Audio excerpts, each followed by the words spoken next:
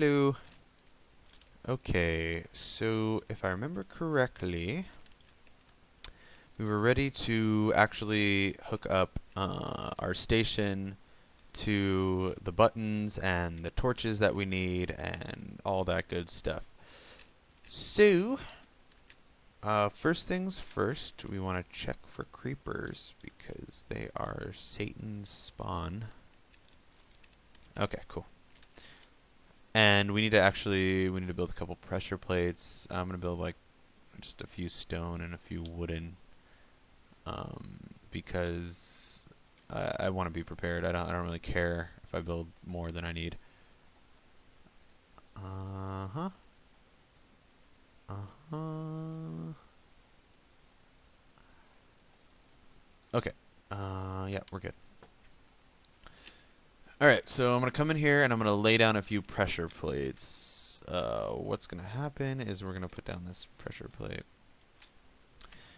We're going to put a pressure plate here, somewhere, and that's going to be, we'll just put that there because, what we could actually do is we'll put another half step right here, and then, yeah, we'll be fine. Okay, that'll be good. That way the cart will stop no matter what. Put another pressure plate right. Oh, I'll put one there. So usually when the cart comes from the cartridge, it tends to land somewhere between this block and the next block. And we want to make sure that we're on the plate actually when we get in the cart. So that's important. Okay. I think those are the only two stone pressure plates we need. Wooden pressure plates. You know what? I'm going to save that for the next episode because I still haven't done testing on how the curving into the pressure plate works, and I want to make sure I have that down before I, mess around with that and show you guys how to do it. Okay.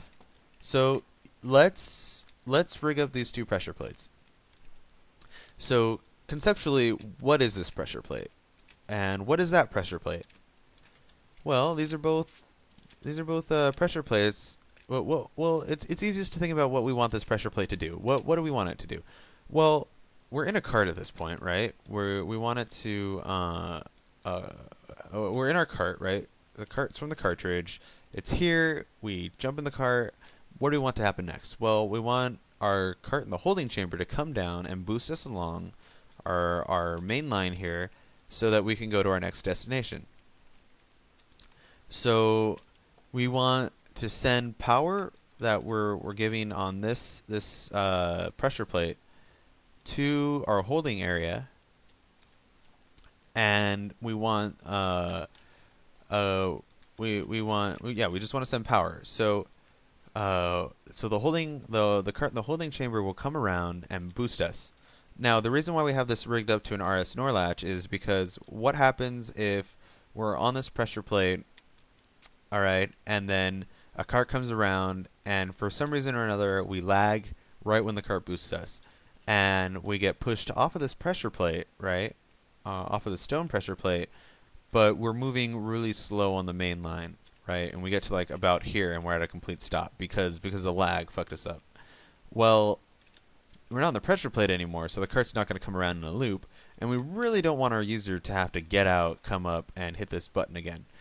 So that's why we hooked up an RS NOR latch down there, because once we power once we send power to the latch, no matter whether or not we get off the latch or we're still on the latch, that side is still powered. So this cart is still going to go in a loop. And that's why we were making sure that our cart would go in a loop earlier, because we want to make sure that we're going in a loop. We want to make sure that even if we get to here and we're stopped, when the cart comes around for again, then we'll get boosted along.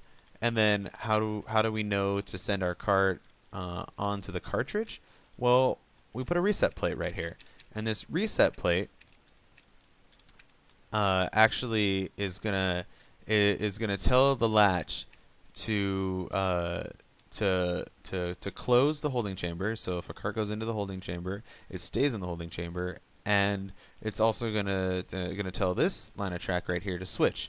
So so that while the cart's on the line in the loop, it'll come around and go grab a cart from the cartridge. So when our user is actually out of the station, where another cart will come around, come back here, and wait for another person, wait for another user. So that was a hefty explanation. As we're at 5 minutes now, so let's go ahead and get building on that. And I think I'm gonna let this one go over 10 minutes. What are we at here? We have our power out and our reset in. So let's go ahead and build into the wall.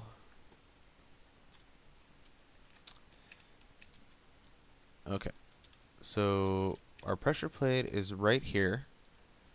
Let me go ahead and break that and make it a cobblestone so that you can actually see where it is without having to know. Okay. Yeah, so we know for sure that our pressure plate's on the cobblestone, so when we come over here, you can actually see. So this is a line. This is the first redstone, and this is how we hide redstone, because you can power redstone from a block above.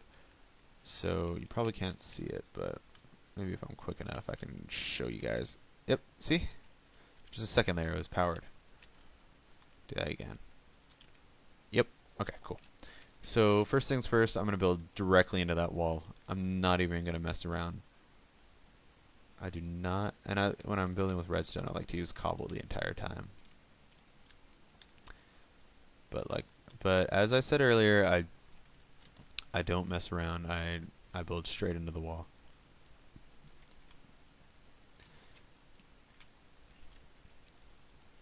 Doesn't waste any space. It's efficient. And okay, cool. And I'm actually going to break this so that I can get down there. Okay, so it's important to know when we want to send power to the RS NOR latch and we want to send power from the RS NOR latch, because we do different transmission strategies each time. Just follow along, so we're going to the RS NOR latch, so we wanna transmit like this. And so that's a nifty little trick. You can actually get power from a torch as long as you place the redstone wire 2 blocks below the torch itself. Okay? And then from here, it's really easy to turn around. All we gotta do is put our torch right here. And then now we can place wire right here. And then where's our power in? Let's find this. It's right here. So lucky us. When I build on the floor, I like to build into the ground because it helps. Oh, we're gonna go over our sign. It ensures that if I'm near another RS NOR latch, and I can, I've done a station where I've had 4 NOR latches before, but it makes sure that I don't, it's just another visual cue to make sure that I don't build on other redstone wire. So I want to show you guys something cool. So notice right now how the back side is powered, how the reset side is currently powered. So can you guess what happens when we go step on that pressure plate now? Probably can. So it's stepping on it, getting off. Check it out. We're going to come back down here. And our reset side is still powered. Cool. That's not what I wanted to happen. We're fucking something up. Hold on. Power turns this off, which turns this on, which sends power that way.